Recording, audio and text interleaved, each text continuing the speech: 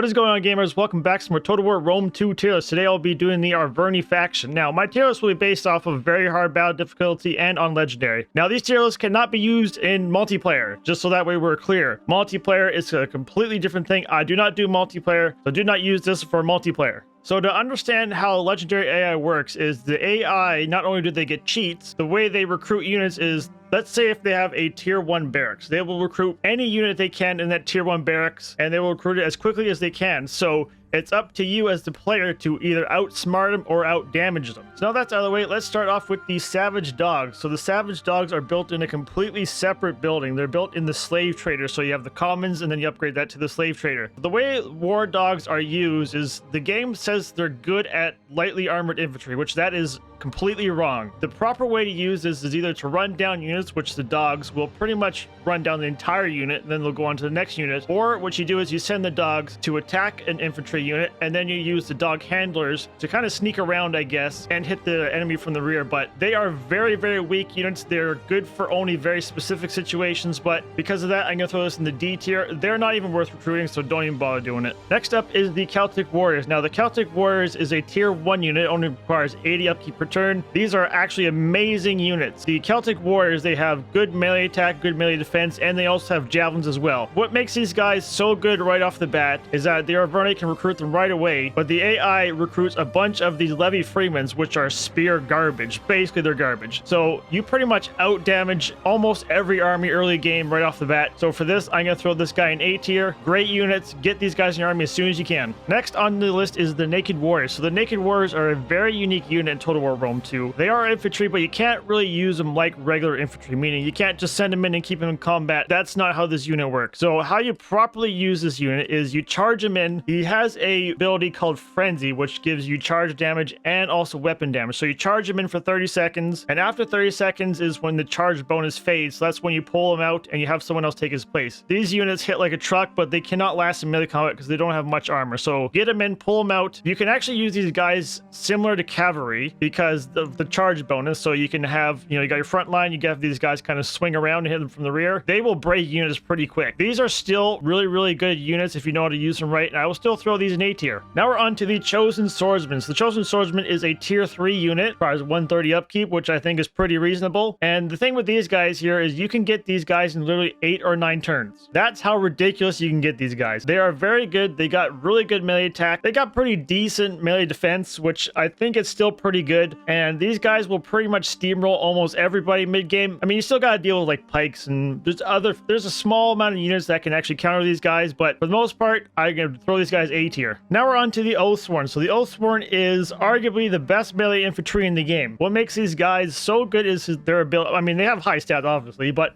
their abilities is what makes them pretty good. So they have Shield Wall, which is basically a bracing bonus, which I only use if I get charged by cavalry. The Headhunt ability. Now, this has a pro and a con. The pro is you get melee attack and morale, and the con is you get melee defense after the melee attack and morale expires. If you were to go to the actual fatigue mechanic of the game, so you start with fresh, active, wounded, tired, very tired, exhausted. I'll show you the little list here. Oh yeah, an Oathsworn, it can take 25 turns to get Oathsworn. So fresh and active, no penalty. If you were to go to the winded stance and use the actual ability, this would then keep you winded stance, but you'd have 5% melee attack reduction. The Oathsworn is a very good unit, and for that, these guys are going S tier. As soon as you get them, you pretty much can beat almost everything. Next up is the Spear Infantry. So this is the Levy Freeman, and this is the Celtic Tribesman. So the Levy Freeman has more melee attack, and this guy's got more weapon damage, but they're pretty well equal. They are both pretty well garbage. You start out with the Levy Freeman. They're both going D tier. They do start out with Javelin, which makes them pretty decent against like early game cavalry. They have terrible morale, terrible stats, so they are D tier. Next up is the Celtic Spear Wars. These guys are a tier 2 unit. Now, for a tier 2 spear infantry, they are not very good. They are a little bit better than these guys. They're not much better, if we're being quite honest. The usability is pretty well the same. The actual Celtic Warriors will actually beat these guys in a fight. So these guys here are not even worth your time. Don't even bother recruiting recruiting them. They're not D tier, but I'm going to throw them in C tier. They're still not worth recruiting by any means. Now we're back to the other chosen boys. So these are the chosen spearmen. These are tier 3. You recruit them alongside the chosen swords. So these guys here, they do have 2 abilities. They got shield screen, which is good against basically cavalry charges, and they also have cavalry counterattacks, which these guys also have that. So it's basically a counter to cavalry. These guys here are viable to have like 1 on each at the very end of your armies to counter cavalry. They are pretty decent spears. However, you're still better off having chosen swordsmen. It's kind of like almost a preference to have these guys in there, but you will pretty much only need these guys as your melee infantry, but they're not bad spear units. I'm going to throw them B tier.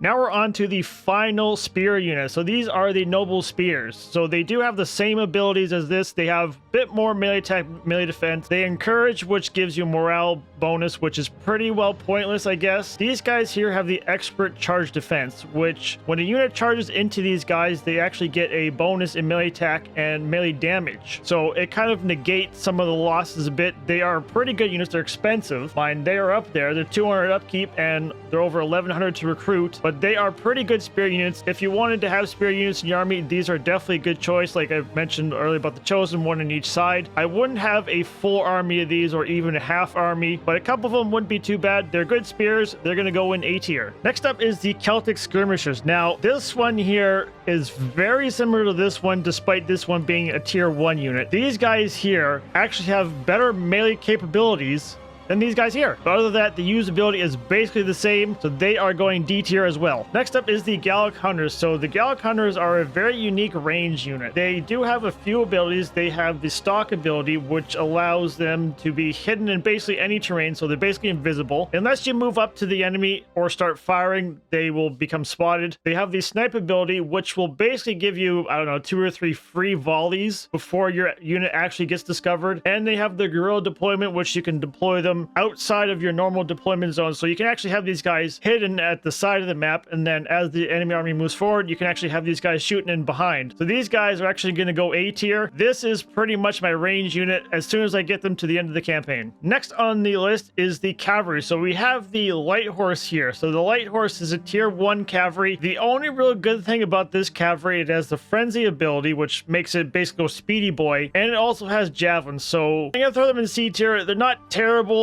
but they are not very good. Next on the list is the heavy horse. So the heavy horse is a tier 3. It's pretty much the upgraded version of the light horse, except it doesn't have javelins. It does have a little bit more armor. It's a little bit slower. It has a little bit better melee capabilities. And for that, I'm going to throw it B tier. It's pretty much just the step up. Last cavalry on the list is the Noble Cav. So this is a tier 4 unit. It's really expensive. It's 200 upkeep and 1300 to recruit, but it is one of the best cavalry in the game. They have decent melee capabilities. Cavalry in general doesn't really have good melee capabilities. They're more of like a hit and run type unit, but these guys are actually pretty good. And for that, I'm going to throw these guys A tier. Next up on the list is the artillery. Now you can get more artillery than these two. However, I never used the other ones, so I didn't include them. This is the ballista. This is the giant ballista. So the giant ballista has more range and more damage than the regular ballista, but you cannot move these guys. These guys are fixed. So I do prefer the ones you can move just in case you have to move your armies across the map or you're doing siege stuff. And I'm going to throw these both A tier. They're both pretty good for any army. And finally on the list is the generals. So you got 3 generals. You got the noble horse, you got the noble spears, and you have the Oathsworn. It's pretty much just pick a preference. They're all pretty good generals. I do not prefer cavalry over just regular infantry, but my preference is going to be Oathsworn, which is going to be an S tier, and the rest are just going to go in the A tier. They're all good generals. The Arverni is pretty well a sword faction. It's not really necessary to have spears. I mean, you're almost at a disadvantage when you use spears because the Arverni swords are pretty good. You can have spears to counter cavalry, which they have some abilities to counter them, but everything does have javelins. So javelins are a pretty good counter to cavalry. The swords will dish out way more damage than the spears, but I guess it really just comes down to your preference. This is my tiers for the Arverni faction. Thanks for watching.